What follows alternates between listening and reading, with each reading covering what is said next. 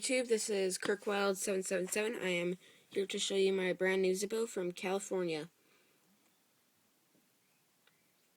It's brand new, never been used, and it's really hard to do tricks with. I'll try one right now.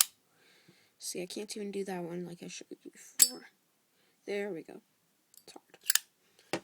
Well, that's my new Zippo. It says Jolly Roger on it, which is what they would call, the pirates would call their flag. It's called a Jolly Roger. It has a pirate skull on it. It's pretty sick. It's never been used, as you can see. It's like perfect wick, brand new. It's super awesome. No flint. I have no fluid in it, so I wouldn't be able to light it. Thank you for watching my video. Bye.